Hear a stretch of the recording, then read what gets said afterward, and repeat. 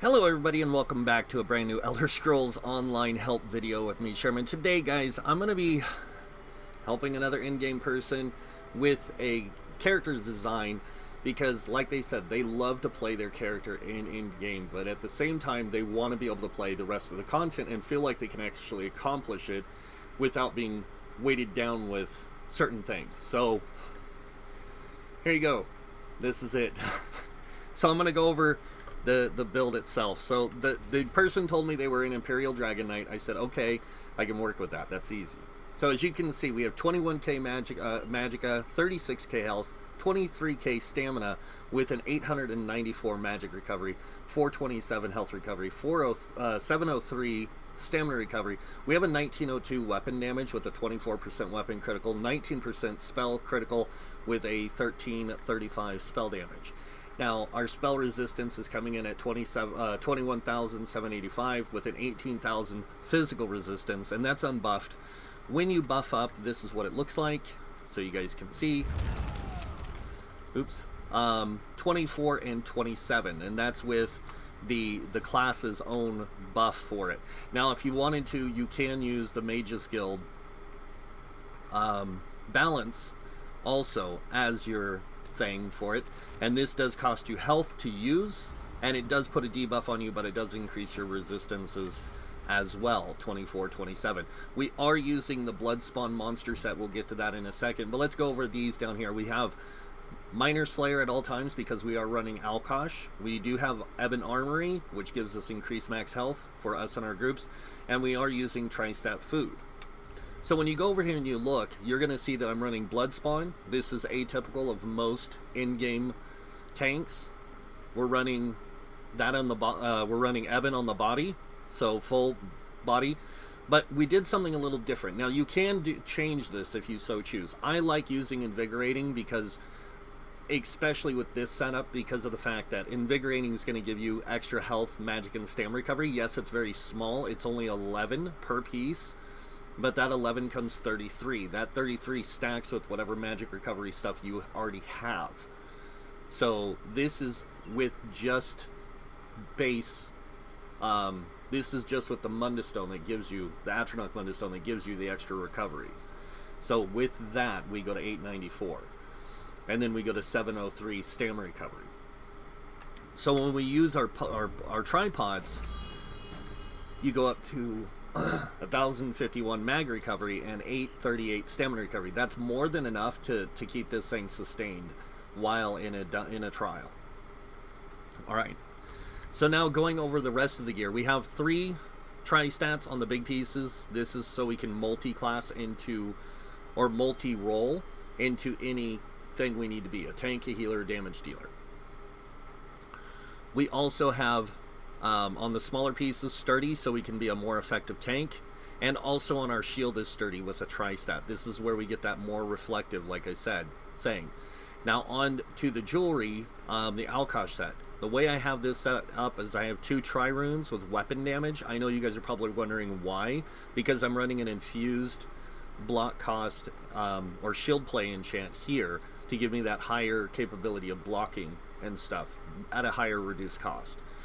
On top of that, I am using a decisive sword with an absorbed stamina, and on the back bar I'm using a crusher enchant on an infused ice staff. Now this is pretty typical for most in-game setups for this. Now some will run Lord Warden, some will run other stuff. It just depends on the group and the group dynamic. But a lot of tanks, DKs especially, run Bloodspawn because it generates ultimate and it gives them 6,450 extra resistances for 6 seconds. And this thing can proc constantly. And when you're generating 14 ultimate plus this higher resistance value, you can pretty much stand the fight almost indefinitely. Now, I don't personally like using balance myself because I feel like it takes away too much of my survivability and my ability to play. So I like to use hardened armor, and the reason I like using hardened armor is because it does give me the resistance buff. It also gives me a damage shield, and it also gives me something that redirects damage back at the enemies. It's a very small amount of damage, but it's just enough to get me by. Alright, so you guys can see that this is an atypical setup. The skills we have all the class skills unlocked. All the weapon skills that we need unlocked for two-handed, sword and shield, bow, destruction staff, and restoration staff. That's so we can play all the different roles. We have all the passives unlocked for these and those things. On the armor, light armor, we have the 3 passives here unlocked because of this can benefit you even when you're playing a tank. Medium armor, we have the same thing unlocked, benefits you as a tank. Heavy armor, we have all of them unlocked. Soul magic, I went ahead and unlocked those. You can be a vampire with this, and it is going to make you more effective with magic recovery and stamina recovery. I don't like doing it unless I'm a dark elf, so I didn't do it with this. I unlocked all the Fighters Guild passives and abilities, Mages Guild passives and abilities, and then the Sigic Order passives and abilities, just in case I might need them. I also have all the Undaunted passive and abilities unlocked. If I need a ranged taunt, I can put Inner Rage on my back bar. But for this setup, we're just going with what we have for most tanks to use. Also here, synergies, or not synergies, the assault skills and the support skills that most people would use in a PvE environment.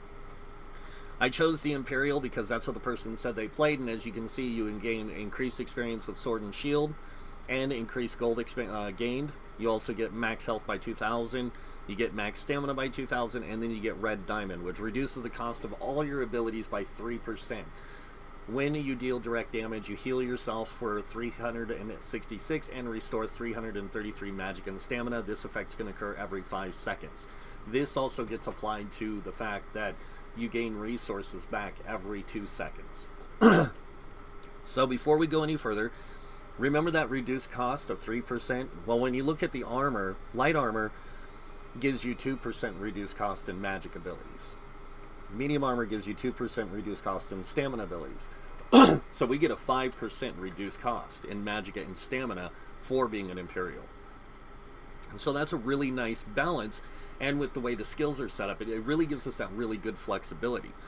But a lot of people are going to wonder, is this still as effective at endgame? Well, what we're going to do is we're going to go over here, we're going to go to veteran mode, and I'm just going to jump over into Sunspire. Now, I know the Sunspire beginning part really well. I know how the encounters work. But I'm going to take my DK, this DK in there, and I'm just going to show you the effectiveness of it. That's it. As a tank. And you guys can decide from here if this is something you prefer. Now, I really like this kind of dynamic, but at the same time, I don't like playing this way with my own personal tanks because I feel like I'm limiting my ability to play a lot. Now, Alkosh is a good set. Ebon's a great set if you're playing more of a survivable character. Stupid bug, man. They really need to fix this bug. So there we go, sword and shield. Well, let's go ahead and go in here. Now, I am running, like I said, the Antronach Mundus Stone so I can get that higher mag recovery, so I can make my magic recovery a little bit better, so I can sustain my magic abilities, since I'm using a lot of magic abilities. So let's go in here. And what we're going to do is we're just going to tank these guys up. We're not even going to worry about taunting or anything. It's just to show the mitigation and survivability. So buff. I'm going to go ahead and drop my wall here. I'm going to go ahead and do my talons so I can get minor maim casted on a bunch of enemies.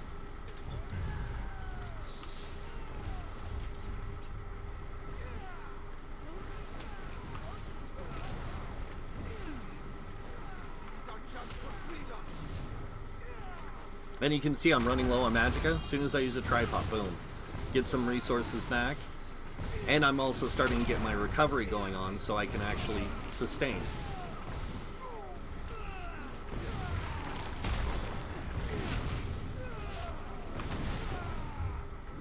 I'm going to go ahead and pop this. This is going to heal me and it's going to put a damage shield on all my allies. But you can see I can stand here forever pretty much. And this is just playing the tank.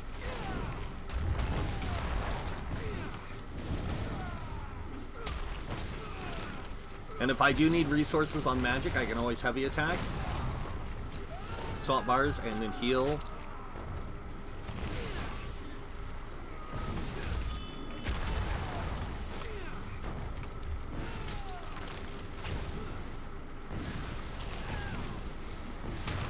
And I'm gonna die because I need to die. All right, so you guys can see, like, it's an effective tank. This is what most people use it in game. Now, they might not have that little of health. A lot of them will have a lot higher health, but the way I have this set up is, you can see I have 12 into magic, up to 40 into health, and 12 into stamina.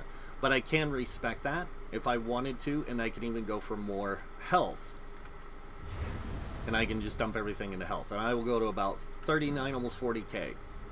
So I can do that and still play this same setup and still be effective. I just have less resources to be as effective as I just was.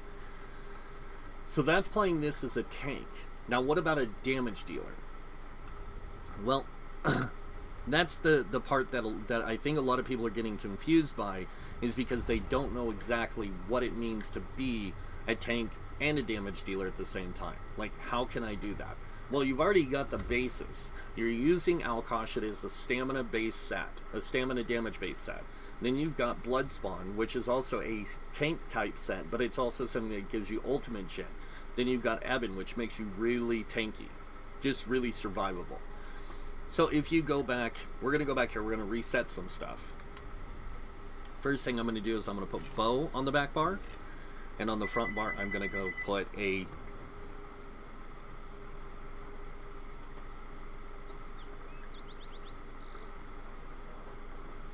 two-handed weapon. Then I'm going to change out my skills to two-handed. I'm going to put Wrecking Blow, Executioner Strike, and in between I'm going to put a few other abilities. So I'm going to put Carve in here, and then we're going to go to the class abilities. And you guys are probably going to be confused because I'm grabbing some Magicka damage abilities, but don't worry, because this build is made to work that way. So let's go ahead and change some of this around real quick. We're going to move, we're going to actually keep that. We're just going to swap to the back bar. We're going to put that there. We're also going to go over here. We're going to grab this, Igneous Weapons, and then we're going to grab a few bow abilities. So, weapons, bow. Now, this isn't going to be the most superb setup, okay? Trust me. But it will be pretty decent for the most part. Let's see. Fighters Guild, I need the Trap Beast. Now you're going to see that I have all my points still in health. We're going to respec our stats into all stamina. Everything. Now we're at 30k stamina. Then we're going to go up here and we're going to actually we're going to do a little bit more respecking. We're going to change our Mundus Stone to the Thief Mundus Stone, because we can't take advantage of the fighters, the warriors Mundus Stone, or any of the others, because our crit is really low in heavy armor. And here we are at 31%. We do have a 25% spell critical. So the other thing we're going to do is we're going to go with a different food. We're going to go with a stamina, or we're going to leave the Tri-Stat food. Sorry. So we're going to keep the Tri-Stat food, but we're going to go with a Warrior Power Pot on our bar. Now, what we're going to do is when we're on the back bar, we're going to be using this, and this Ardent Flame ability is going to give us Major Prophecy and Major Sorcery, which is going to increase both our spell and physical and spell resist. So let me go ahead and just do this rotation. So drink the potion, Trap Beast, Poison Ejection, Endless Hail.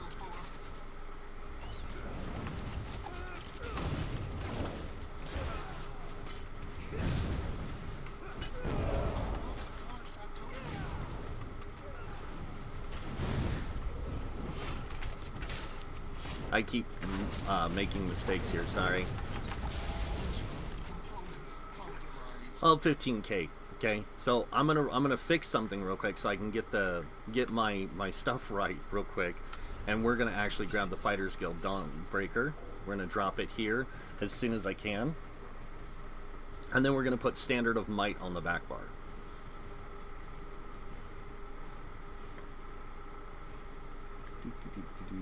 Come on.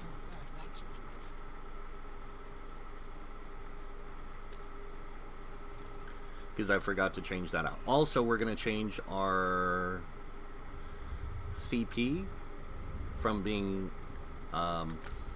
more tank to more kind of a damage dealer type thing.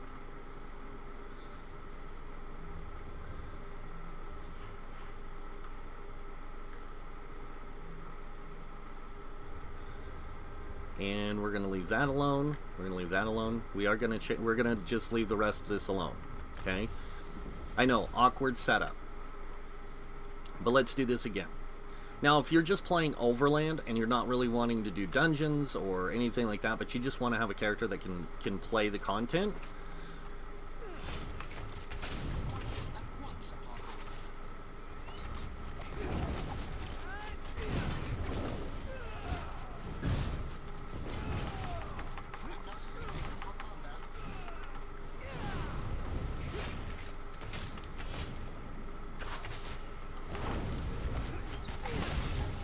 so 15k roughly again. We'll go ahead and take a look at this. Our weapon damage is coming in at 3946 with the 46% critical, 70% critical damage, and 3000 penetration. Not very good. And then on the back bar, we are coming in with 2859 spell damage with 35% spell critical, 70% damage. And as you can see, not very great on the DPS, right? But let's go see what we're like on this guy. This guy is going to give us all the wonderful group buffs, including synergies and everything else.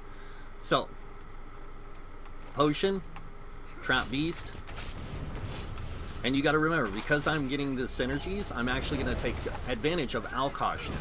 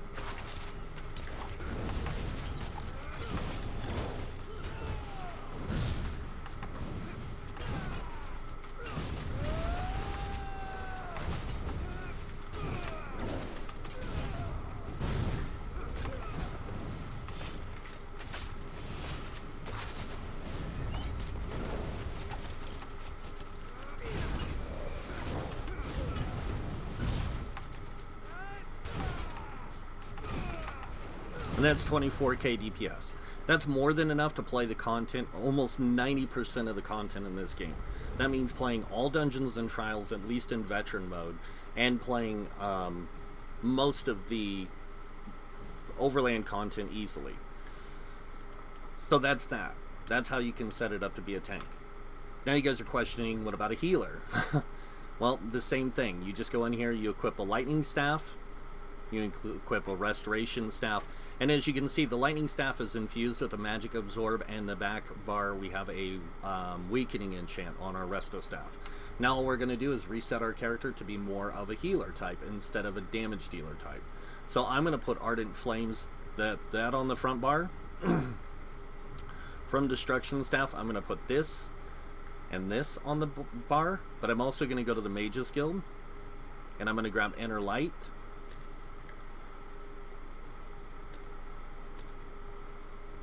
And then we're going to grab some healing abilities. So first, we're going to grab Earth and Heart Stone Fist. We're going to put this on the front bar. Or Obsidian Shard. This does damage and heals. Then we're going to go over here and we're going to grab Cinderstorm. We're going to put it right there. So this way we can give minor brutality to our group. And then we're going to go to the Restoration Staff itself, and we're going to grab Healing Springs, and we're going to grab Combat Prayer. Actually, we're going to do this, and then we're going to put Ward Ally. And then we're going to leave the Banner of Might. We're going to get rid of Banner of Might. We're going to go over here, grab Support. We're going to put this on the front bar and this on the back bar.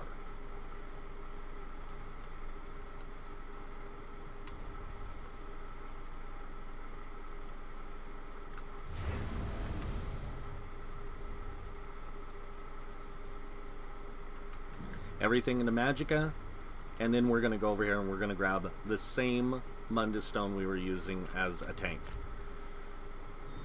And remember, all we're gonna do now is we're gonna change to Witch Mother's Potent Brew, and this way we do go down in Magicka, but we go up in mag recovery to 999 with everything set up. It's not very good, but that's okay because we have the spell power pots, which is going to boost our spell damage and give us more max Magicka. Now this time I'm going to go over to the Depths of Malatar, and I'm going to show you guys it in here so you guys can see how it can play as a healer. Now it's not going to be super effective, but you got to remember, every character can play any role: tank, healer, damage dealer. All you have to do is change them, and in fact you can change them just as I've shown you. As long as you utilize the tools you have available for your character to play the 3 different roles, you can play each role effectively. It's not going to be super effective, but it's effective enough to do certain content. Again, the healer, mostly 90% of the content. And in fact, they don't even need to use that. You can still use the dual stat food or the tri-stat food for this, because the tri-stat food is going to give you the really decent magic recovery. You don't need a super high magic recovery. You just need a decent one. And you can see we're still running the... Oops, that's spell damage. Wrong bonus stone, you dork. I was wondering why it seemed so low. It should have been a lot higher. So we're just going to jump back, and then we'll come back, and we'll do this again. It's fine.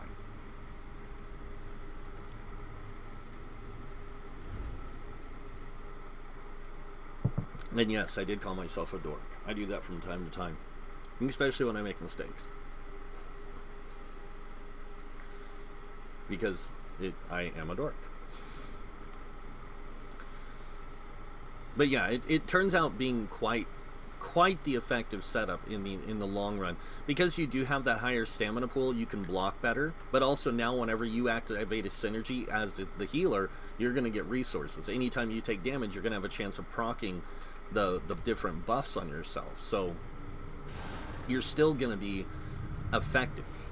And you got to remember, you're going to be doing lots of heavy attacks, and with doing a lot of heavy attacks, because you're using a restoration staff and a lightning staff, you're going to get resources back more effectively, because you're going to get 25% more resources back when you heavy attack in heavy armor, and then another 30% when you're using a restoration staff. So you get a lot of resources back because you're wearing heavy armor. So you have an easier time sustaining through heavy attacks in heavy armor than you do in lighter and medium. Lighter and medium is built for recoveries, to play off of the recovery status. Your notes say abandoned, as in no one left inside. Take it to the... And with that high health pool and that high stamina, you can actually take even more advantage of it. And there's a lot of different ways you could build a tank in a lot of different gears that could make you really effective. So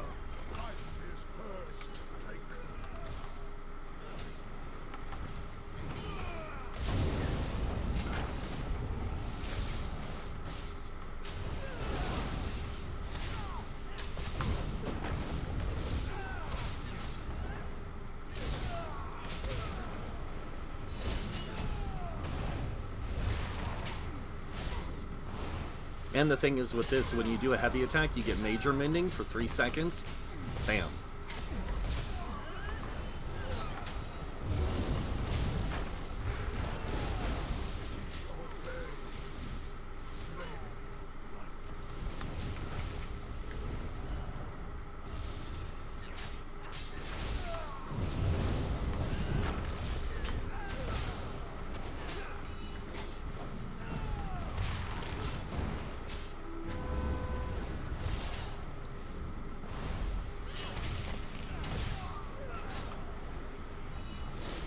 I'm going to go ahead and let him kill me, but I will show you guys the healing I was doing so you guys can see for yourselves if they can kill me. There we go. Alright.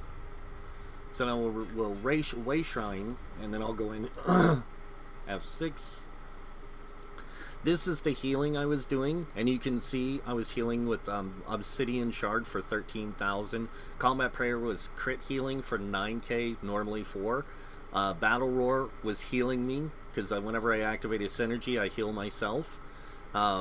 Essence Drain was healing. Red Diamond was healing me, of course, and then Critical Leech. But these are the main ones up here that we need to focus on that were healing. My normal heals per second was 2,749. That's average. That's even high-end healers have about that much. If you can get it higher, the more effective you are as a healer, the better. But this character is made to be a tank, not to be a healer. It doesn't mean that they can't be a healer. They might be made to be play a certain role, but they can play any role if you so choose. And that's the cool thing about ESO, is it gives you so many different diverse ways to play one character if you want to play it that way. And the nice thing is that even if I wanted to use this and this on the front bar and still be a healer, I can, because I can take advantage of using this tool on the front bar, and I can actually go with, like, say, chains instead of this. And instead of this, I can go over here to my Earth and Heart, and I can grab Obsidian Shield. This way I can give a small shield to my group, but it's with my higher health pool, it's going to be more effective. So I can do this and still tank, or still heal this with this setup. Oops, sorry.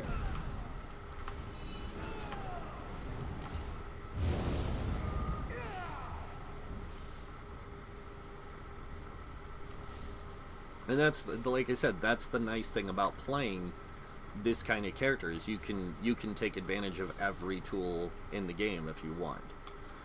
And like I said, most in-game trial groups, this is what they play for a tank. But that person, when they're playing a tank, they get restricted to that role. And when you restrict yourself that much to a role, it limits your ability to play the rest of the game.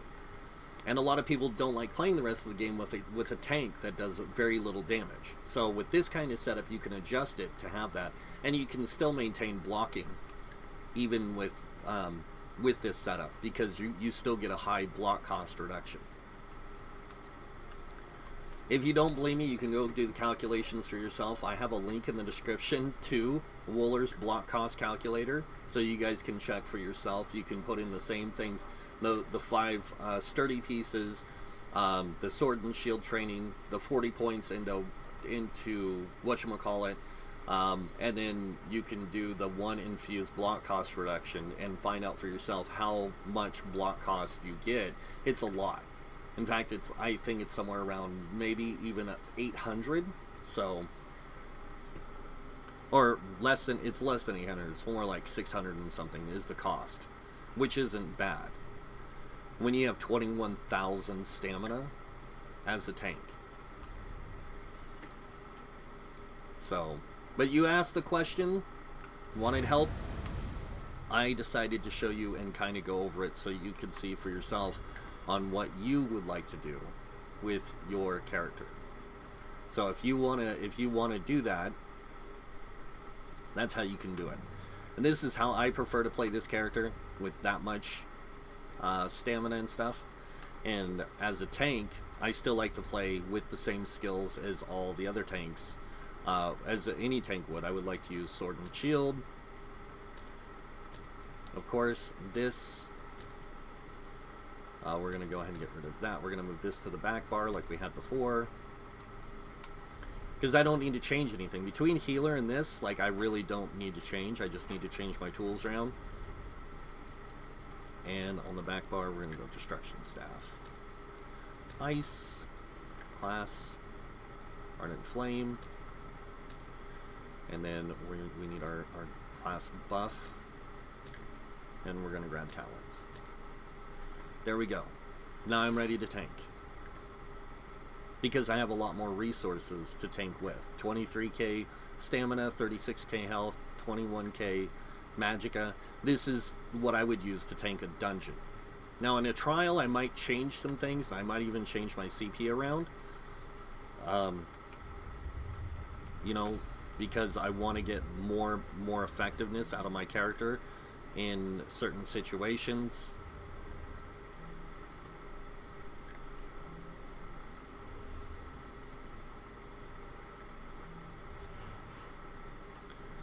am I missing one?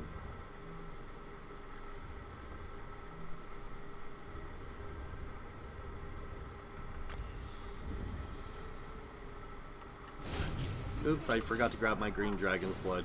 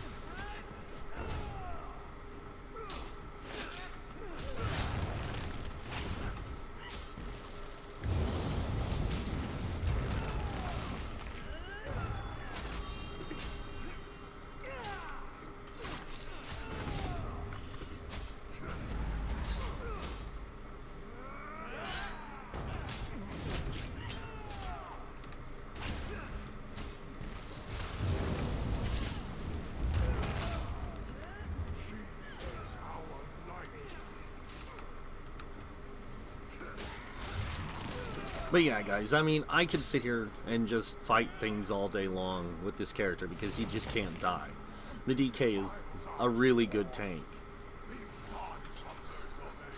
But now I'm gonna die because I'm gonna let myself die.